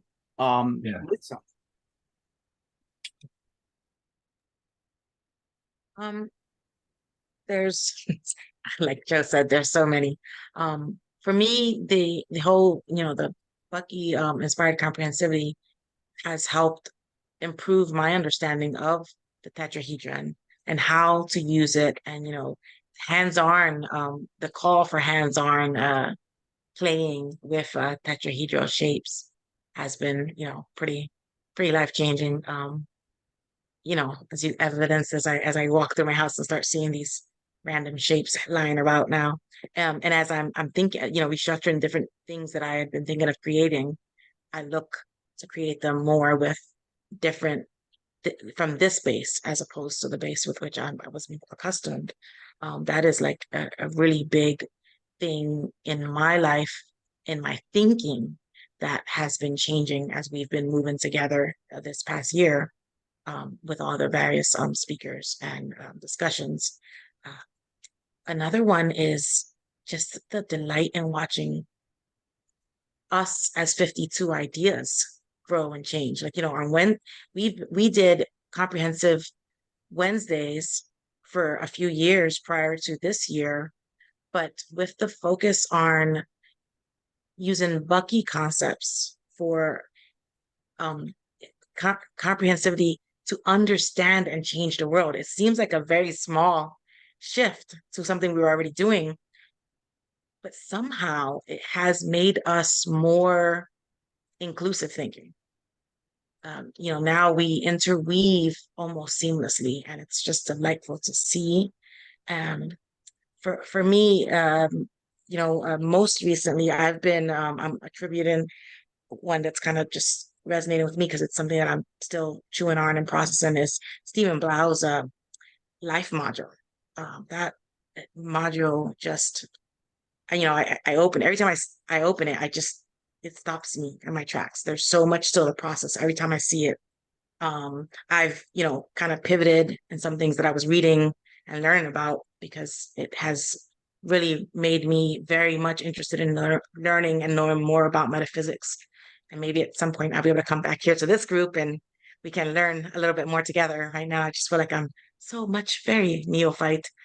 I don't know if I'm ready to do that yet, but that's most recently the thing that has affected me in our group that has changed where I've been going with what I'm reading and studying. Something that comes up often, I have to mention it because Joe pointed it out. One of is CJ's events that he did, the whole shebang. Man, when he did that one, and I want to say that would have been probably about a year and a half ago. It was really, it left this dissonance with me, and I was like, well, what do you mean it was like you have to look at the parts first and you have to look at the whole first. And I was like, that doesn't make any sense. And I just didn't get it. I really didn't get it. And in the video, I kind of was questioning him. And at the very end, he said he brought up the idea of the 1 + 1 = 4. And then just the way in which he said it, I was like, okay. And I kind of got it. But it wasn't until he did his, we went through the 16 virtues that it really helped solidify for me that, like what he was trying to say. And now I see it in so many things that we do. The idea of, it's remembering that everything that is whole also is, it has member parts. And I see that reiterated in so many of the presenters that we have here collaborate with us. All of them are inviting us to view both parts and wholes and to consider everything in between, as it were. Shrikant, you and I have spoken about this, about the idea of, the inaccuracy of the general populace trying so hard to be either or. And I see the common thread in so much that we do here with Bucky as our base. We already start rejecting the concept of either or. And it just keeps getting more and more exciting to see that there's so many like really robust and well fleshed out ideas and concepts and philosophies out there that do embrace that, because it's like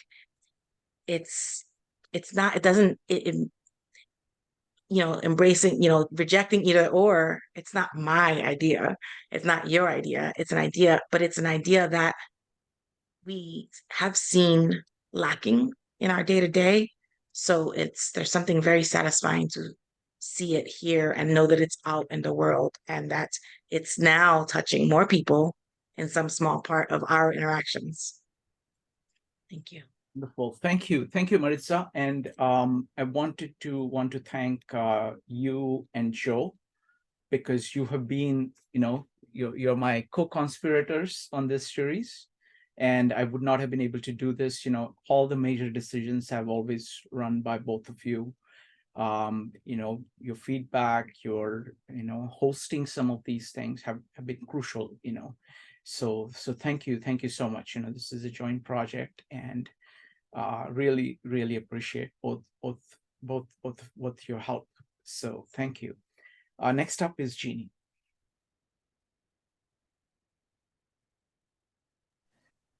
Well, I wanted to bring up Peter Meissen and my connection with him. And it was the Dymaxion map, which made the Earth seen as an island in the middle of water. that made it possible to think about a world grid where you could have, you know, part of the earth that's in light supplying energy to part of the earth that's in darkness. And, you know, similarly, you know, the parts that are warmer, you know, can provide energy to the parts that are colder at that time. So Peter Meissen and CJ were very good friends, although he lived in San Diego and they rarely met each other. But, you know, CJ was his supporter for many, many years. And he was always trying to get him to help him out on some more stuff. So CJ hooked him up with my brother, Raymond, who was in San Diego also. And Raymond became very, very close to Peter and worked with him very closely. Raymond was into GPS positioning and stuff like that. And this was a really good way for him to get involved. Now, Peter has pretty much given up the project, but, you know, that's because China took it over. So, I mean, it goes from an artifact to being a reality, you know, pretty fast, I think. We're doing a good job on that.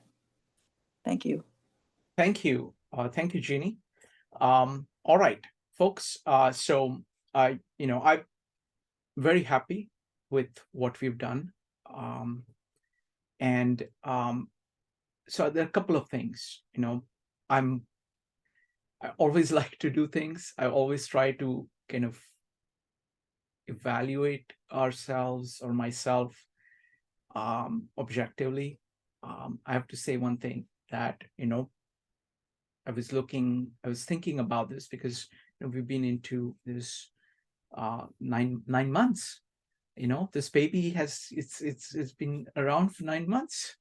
And so firstly, we have done more meetups than what we had originally planned. So I was planning to do 100 meetups in 2 years. We've done pretty much 100 meetups already. And we'll get to about 120 or so by the time you know, this first year rolls around. So, but I want to ask a couple of questions. Okay, now because I always try to, you know, I like to have kind of high goals. So one is like what Buckminster Fuller has done is just spectacular. Because I remember the series that we did on Spaceship Earth. It was just us reading the book and going through it. And that was amazing. Okay.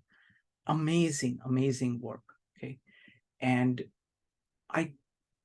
maybe we can do something more of Bucky directly that might add something to what we are doing. That was one thought I had. So I'm now looking for ideas for rest of the year. Okay, what is it that we should do? So that is one thing. I think Bucky himself is really, really powerful. So any thoughts about what we can take, which is not synergetics, okay? It's just too long. We can't take that. It won't work. Okay, so it has to be something fairly short. But the power of Bucky's thoughts is incredible. The second thing, I was going through CJ's collection, and I'm telling you, that collection is actually, I mean, great as I think what we have done, what he's done is actually much like level, a half order of magnitude higher, I think, just what he did by himself. Okay. And that is not unusual, actually. Like that's what good thinking is. Like, because if you're thinking well, and if you're doing it for a long period of time, you will produce something. That's what like Bucky is like. Okay. So you got Bucky, we got CJ as the ideal towards which we are going. Okay. We've done decent things. Okay. I'm happy. I'm very, very happy with what we've done. But now I want to see what else we can do that will be stretching us, because the initial period, it was very important to build a very wide and robust network. This is the idea of comprehensivity, like more people adding different perspectives, and slowly it adds up. The other thing I'm saying, I'm comparing the series to the other series we've done. We've done the series on Tao Te Ching. We've done the series on Bhagavad Gita. We've done the series on Gospel of John. We've done a series on Louis Sullivan. They had tremendous transforming power for people who participated in it. Really, I mean, it really changed lives. Okay. I want some such thing to come out of this too. I mean, I heard a lot. And again, I'm saying everything I heard was good. Okay. But I want to say what more. So I'm holding up those series on one hand. I'm holding Bucky on the other hand. I'm holding up CJ on other hand as standards. And any thoughts? If you have some thoughts now, please give that, or you can send me a email at 52livingideas@gmail.com. That is 52livingideas@gmail.com, or my personal email, or meetup message, doesn't matter what. Tell me, what can we do? I mean, what can we do to go to the next level? Okay, so I'm saying now the baby is born. Okay, we've done the 9 months of labor, hard labor. Okay, we have fed it with all kinds of nutrients, and it needs to kind of get to a new level. Okay, what is it? What is it? Okay, so I just want to put it on the table. I know it's a very large question, and it's primarily my responsibility to make that happen. But I always like to do things, to talk aloud with people. These are the kinds of things I always bring to both Joe and Maritza, but I want to get everybody else involved as well. If you're watching the video, don't be shy. You can just email me. Okay, even if you have never participated in the meetups, you can go ahead and email me at 52livingideas, 52livingideas@gmail.com, and would love to hear what you have to say. But now, if you have any kind of first thoughts, you're welcome to speak. Or any general comments. If you think that I'm being completely unreasonable, you can say, look, what are you doing, Shrikant? Joe, go ahead. I mean, I share your feelings about not synergetics, because it would be, it's kind of too much to tackle. But maybe would it make sense to maybe have a section, like a very small section of synergetics that could possibly serve as, like, his cosmic hierarchy for comprehensive thinking. That it's only a few pages. It's about 4 or 5 pages, and it can be easily digested. I mean, as a starting point, may not be good, but I'm just saying as a possibility. I like the direction in which you're thinking. So you and anybody else, if there are any pieces of Bucky that we can dive into, I mean, the standard there is the operating manual. It has to be fairly short. It can be as short as just a couple of pages, but it has to be transformative. It has to be something where you say, oh, wow, that's what he does in the operating manual. It's like you read, and that each of the chapters is producing like at least one idea of that magnitude. So something like that. And I know that he has a lot. I'm not that familiar with the entire corpus of his work. He has written a lot. He's also spoken a lot. Okay, so it doesn't have to be written. It can be spoken to. Go ahead, Joe.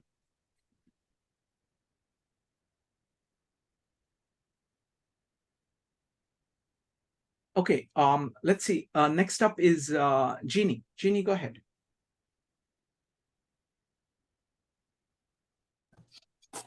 I think you may have missed Pat Rosario. in your list. And she actually She did kind of come. She did Huh? come. Yeah, she did do. Yeah. Unfortunately, there was some mix-up, so she showed up very late. Yeah, but it was transformative in my life.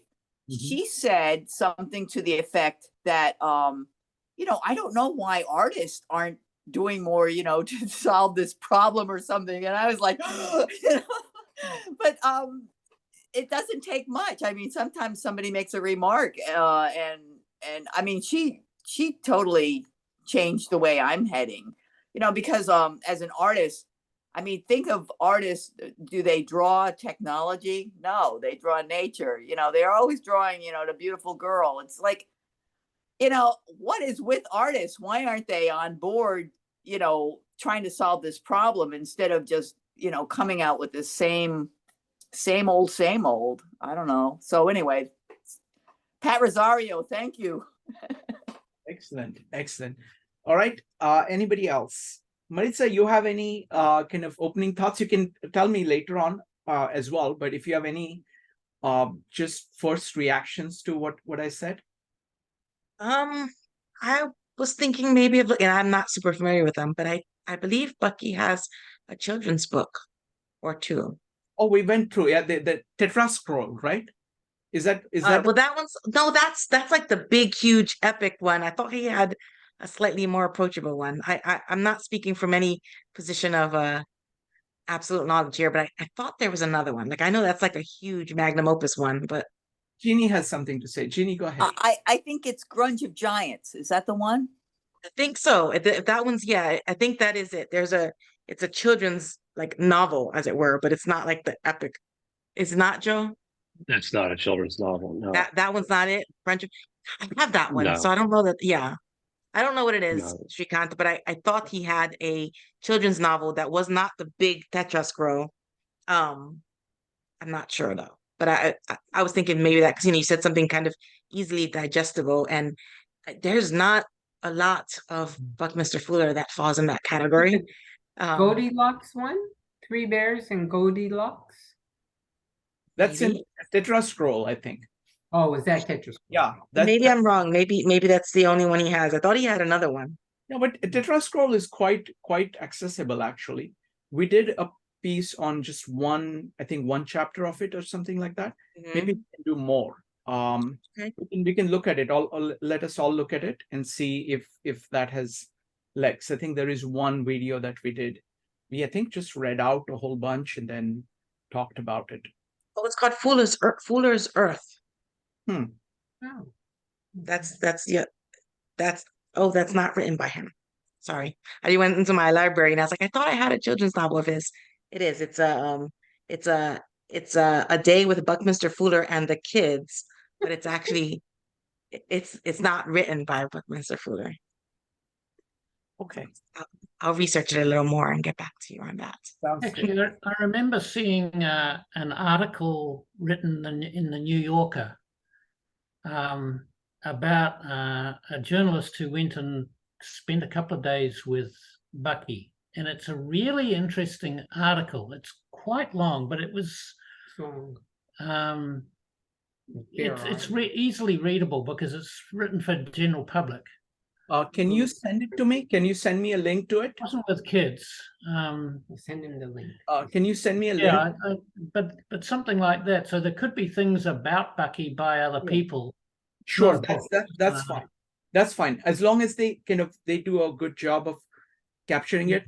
I think Jeannie is showing us something, but Jeannie, you need to speak so that you become highlighted on the video. Can you go ahead and say something? This might interest you, Shrikant. No secondhand God. Okay. Yeah, I mean, Bucky's it's short too. Okay. I will look at that one. I will look at that one as well. I mean, so let's try to so just I'm just putting thoughts out there. Any ideas that you have, please send it to me. And we'll go from there. Related to what Jeannie was saying, what Bucky has done is he's taken various fields and he has made them his own and expressed them in a way very different than the way other people have approached it. And that's what he's done with religion too. You know, he has this Lord's Prayer, but he writes Lord's Prayer. It's like, why should you recite the same thing? It's like you're speaking to God, then speak to God. You know, just speak. And every day you will have something different to say. And it's going to capture a lot. It is capturing your thought, your views about the deepest things. So absolutely. And the idea of no more secondhand God, I mean, that's really, it's the idea is the crucial point there is secondhand, right? What he is, he's authentic.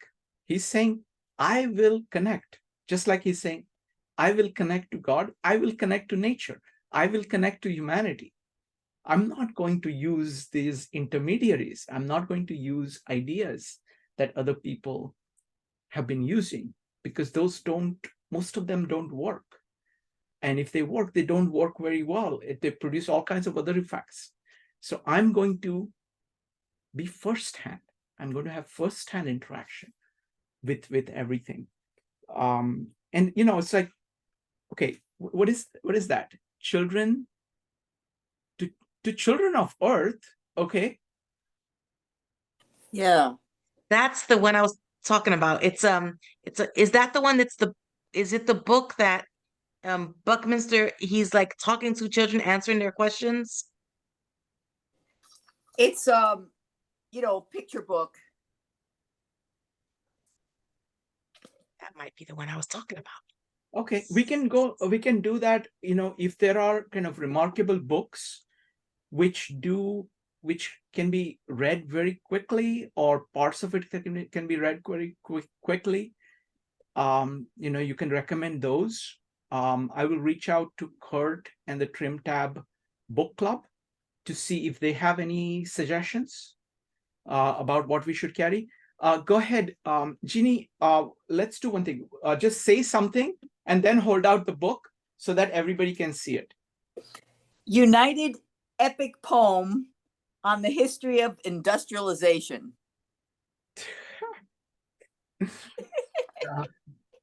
Yes.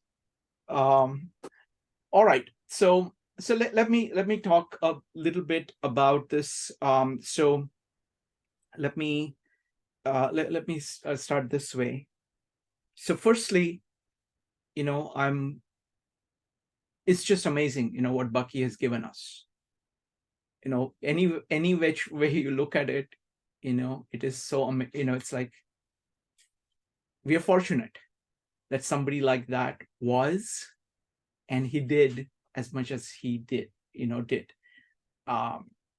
Isn't it great that we have such great difficulty of saying, okay, which of this work, we've been at it for 9 months and we are still struggling to say, oh my God, this is such a massive thing.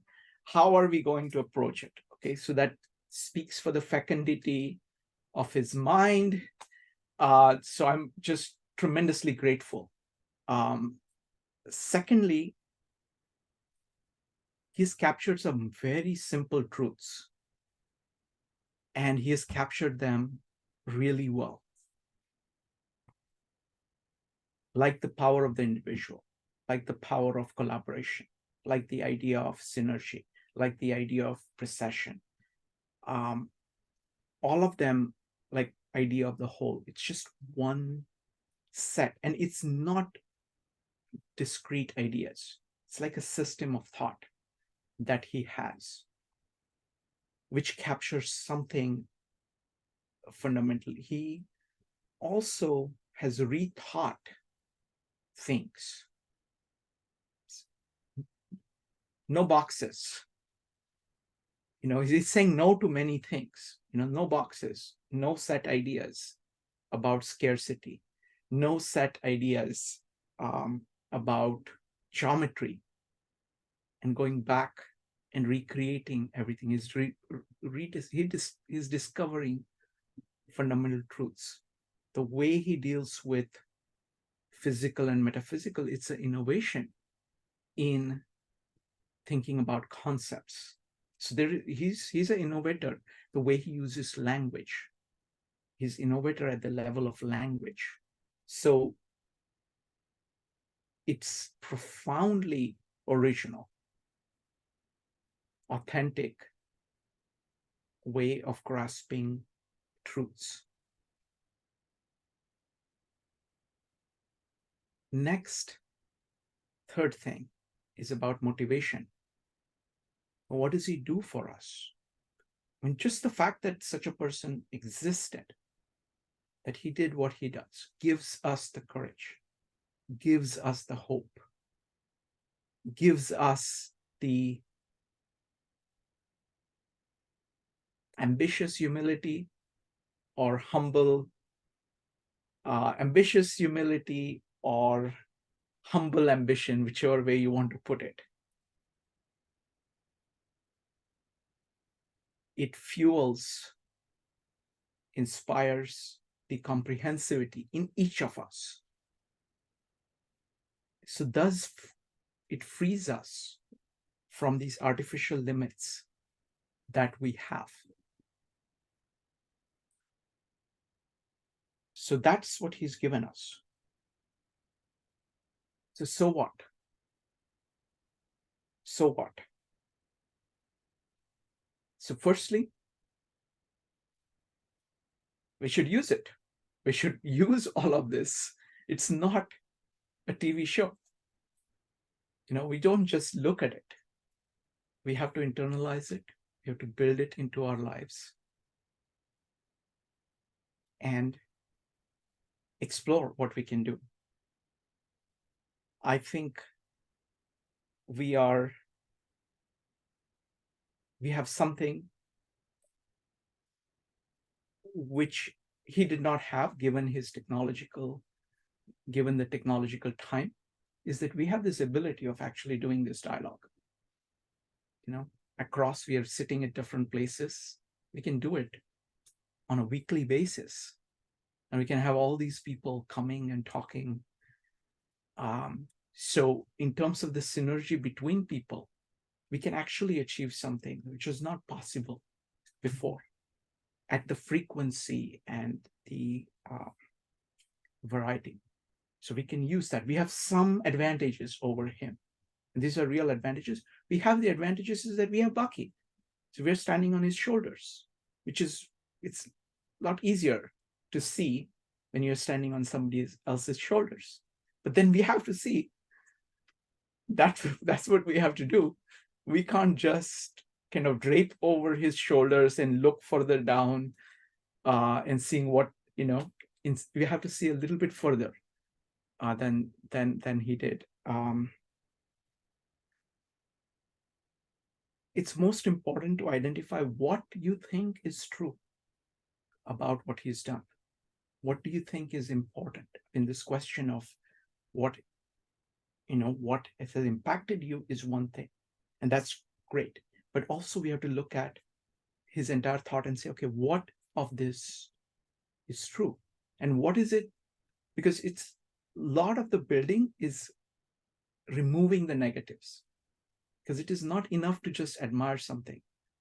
If you are actually operating on a premise, conscious or subconscious, which are contrary to truth, you have to actually challenge that, give up that, in order for truth to have impact on your life. So it is not about, a lot of progress is about unlearning. It's like, what is it that we need to unlearn, given what Bucky is saying? We have to check for ourselves that what we are looking at is true. And if it is true, what is it that we need to unlearn? And, you know, I am extremely grateful to everybody who's participating here, not only the presenters, but everybody who participates here, because each person is speaking from their heart with full use of their mind, honestly putting on the table whatever they know. And the synergy that it produces, I mean, it's impossible for me personally to study Buckminster Fuller any better than this, because no matter how much effort I put in, I will be limited by my own context, by my own preconceptions. So each of you is adding so much to me. And I think that is true for most of you. Everybody is gaining a lot from others participating actively in this project. So those are my thoughts. So if you have any closing thoughts, go ahead and type exclamation mark. Maritza, had you typed exclamation mark? Did, but I've since forgotten what I was going to say. Sorry. You can comment about this if you want. Any closing thoughts? Just that I'm really looking forward to seeing what the next 9 months brings. I hope we keep getting together and growing and learning. Thank you. John and Yoshimi. Yeah, I just want to say that it didn't really matter who the speaker was, because all of that interaction from the regulars was so inspiring every time. Really interesting. Thank you. Thank you. I think personally, I need time now to integrate. And I think that's what that's what we're doing right now, is trying to put the millions of things that we have learned from this network, this community, and trying to be very pragmatic about it on how we are serving nature. So I'm at the point, I'm really full. My head's full. And I personally need some time to integrate and to, because we've been asked to serve just in the last month, we've been asked to serve in a totally different way than we have before. And it has to do with the indigenous people of Aotearoa. So it's very, very important. So, and we're sharing with our Maori friends what we're learning, and then they've given us challenges. So work with this group. So we've worked with 3 groups already in a month that we never imagined. And so we've taken what we've learned and working with them. So I think the next at least 6 months, we're going to be integrating and putting in the practice. And then maybe further down the line, we'll come back and share if it worked. Yeah, we've definitely created has emerged out of Tetrameme. So Tetrameme has been further developed, and it's quite a lot more developed now, thanks to you guys. Yeah, so thank you very much. Thank you. you. We'd like to keep in touch with you Absolutely. about how that is developing. Absolutely. Thank you very much, Yoshimi, and thank you, John. I have to say that unlike Yoshimi, my mind is completely empty. My head is completely empty. So there is a lot of space in there. So I'm very eager to take on a lot more, not just on Bucky, but on on everything else. So, all right.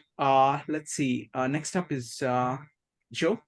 I think Maritza wants to say something. I could see her leaning. I thought you were leaning over to unmute. So, all right. No, I mean, I agree. I think that this is starting right now. Project for me is to integrate and to take a step back and to really kind of see how these concepts actually can apply to something that I'm doing. That's my goal right now. So and to start to get a little bit more visual with some of the things that Bucky's saying. So those are the 2 immediate goals that I have. And I think that yeah, anyway, that's it. Well, Maritza, anything? No, I was just I lost track of the exclamation marks. Go ahead. No worries. I didn't have exclamation. I was just thinking when I heard Yoshimi and John speak, I was wondering if it might, it might be a really interesting thing to do, 1 or 2 meetups, just inviting some of the earlier presenters to come back and see, what have they integrated, as it were, if anything, from all the ones that came after. Sounds good. Sounds good. All right, folks. Thank you so much. And we'll see you soon. Bye, everybody. Good night.